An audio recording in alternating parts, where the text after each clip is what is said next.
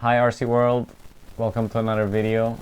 In this video I'm going to talk about 12 scale racing on asphalt, which is a class that sadly I've not been able to run that many times in my career. I say sadly because it's a class that I really enjoy. It's a lot of fun. It may seem a bit frightening at first because most people lack the experience with 12 scale cars to race on asphalt. Even if they run a lot on carpet, there's a lot of tips and tricks that you actually need to use to be able to run the 12 scale cars successfully on an asphalt surface. I've raced 12 scale on asphalt indoors many times actually, or a handful of times, and on indoor asphalt it's actually a lot easier because usually the track's really gripped up, has a lot of rubber on it, and it tends to be a bit more forgiving than outdoor 12 scale asphalt racing.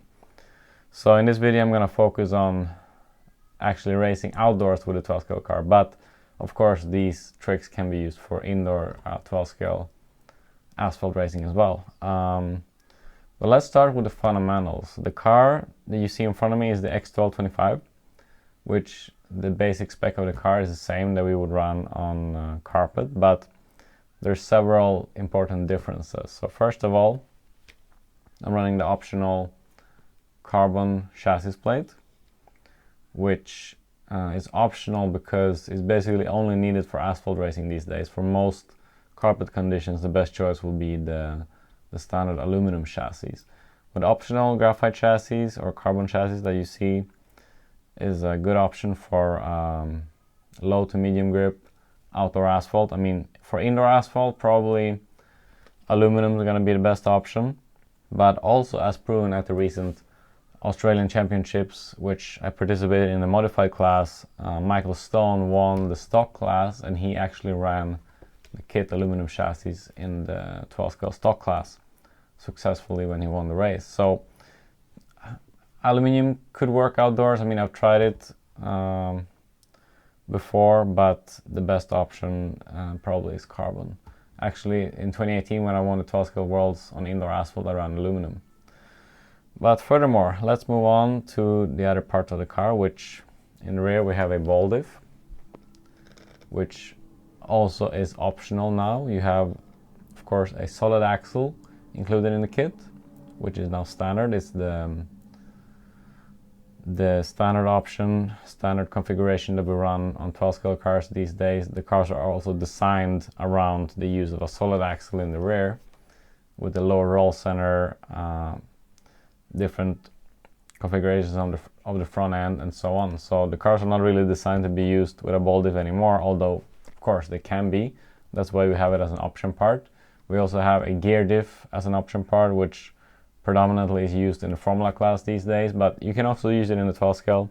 I do prefer the ball diff because it's a bit lighter, a bit more reliable, doesn't bend as easily. Sometimes when you crash with the gear diff you can actually bend the rear axle, and for that reason I prefer to run a ball diff. It's a bit of a fine art building a ball diff to a perfect specification with zero slip and free movement, which the diff cannot slip. It needs to be super tight, but it needs to be moving freely, so not too much friction. I've made videos in the past about building ball diffs years ago, and those still apply to today's date, of course. Moving on, setup of the car. We're gonna move a bit closer. I'm gonna show you certain sections of the car which I've set up differently to running on carpet. But before we do that, let's take a look at the body shell. The Lens Ponente is the same body that I prefer to run on the carpet surface, at least on European style carpet. But you can probably see here in the very rear I have a gurney flap installed, so a little Lexan piece of wing, which actually this particular Lexan piece comes from Team Bomber. It's a Japanese company. They specifically make a gurney flap for 12 scale body shells, and this one here has a bit of a lip on it, so you just stick it onto the body shell with double-sided tape. I just basically mounted so that it doesn't go above the side wings of the body shell, and this gives you a lot more downforce. It's very important for 12 scale asphalt racing. Gurney flap. Let's take a look at the car setup and the different settings which I do different to carpet. So to take a closer look at the car setup, I mean, the most obvious thing that strikes you is of course the chassis, which I already mentioned. The big tires, these are 44 millimeters front, 45 millimeters in the rear. Springs are kit sides. They're gold front, so one step softer than the kit. I basically did many changes to reduce front grip, and that greatly helped the car. So I took caster out of the car, I took camber out of the car. So I started with 3 degrees caster, I started with 1.5 degrees camber, I went down to 1 degrees of camber and 2 millimeters of caster split under the lower arm, so basically the kit setting. I did prefer the optional thinner side braces, just like I do on carpet. The batteries all the way forward, as you can see here. The pivot in the middle, but it's on the chassis as low as it goes. So I dremelled this down so that it could clear tech if there's a minimum ride height rule. What else did I do? One important change that I made was to go from the kit progressive rear bump spring to a linear softer bump spring. So this is actually the gold side spring, which I'm using in the rear as a bump spring. That was a big improvement. Track width in the rear is maxed out. I'm using an offset shim each side in the front, so 0.5. Those are the most important things. Basically, taking steering away was key. I started with a bit too aggressive setup, and when I took steering away, it just made the car easier to drive. I was able to use more throttle coming out of corners. The side links, nothing special. Middle position here, a bit higher here, but it's not gonna make you make or break the setup. I did play a bit with the side tubes thickness, so actually going thicker to a point made the car more drivable because it wasn't as reactive. So 12K or 15K was the best option.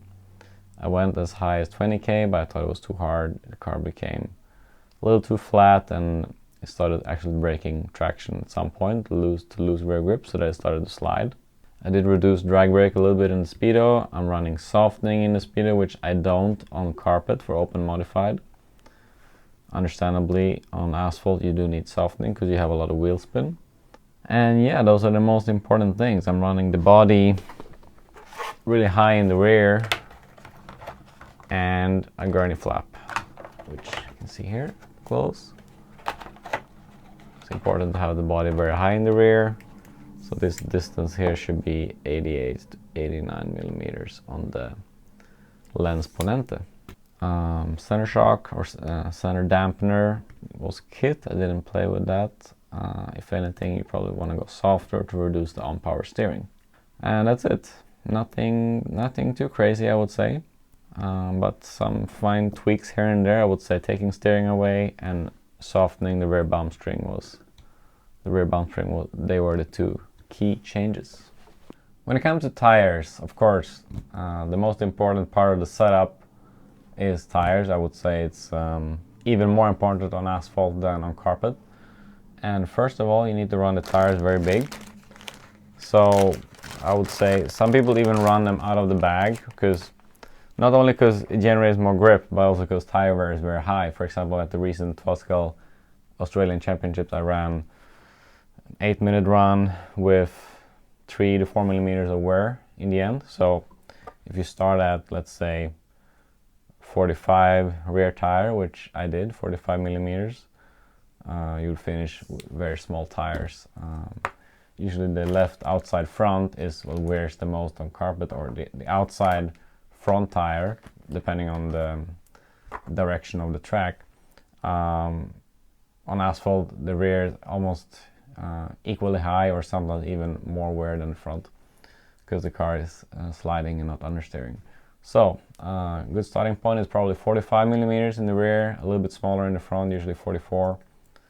Some people even run them out of the packet, which depending on the manufacturer can be up to 46 millimeters of size. These are the Hot Race new T-foam on a soft wheel, which they also work really good on asphalt. I would say that outdoor asphalt, the Hot Race T-foam is a good choice. For indoor asphalt, the Hot Race Hagberg edition has proven very successful over the years, especially on a high grip indoor asphalt. They work particularly well.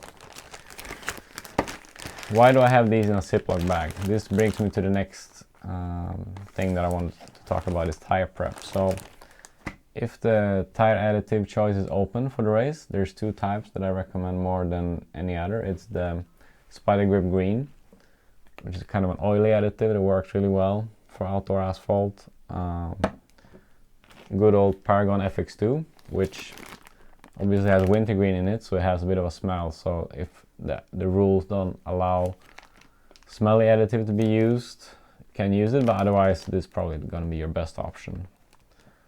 I keep it in a bag because the can actually smells quite a lot. So what I do is I apply the additive to the rear tires overnight. So the day before your race, put them in a plastic bag with additive on them. The next day you take them out of the bag.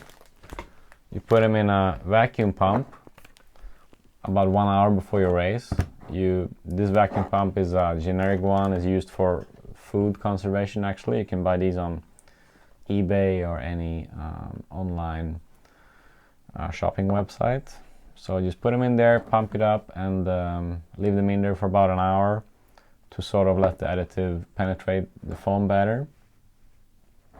So in addition to saucing overnight, you also need to put them in a vacuum pump. The front tires, I do the same way that I do on carpet, just around 5 to 10 minutes front additive, just the inside half of the tire.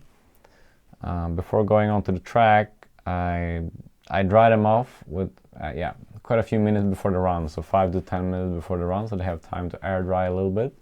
I use a microfiber cloth to really wipe the tire down so that it's completely dry before you hit the track.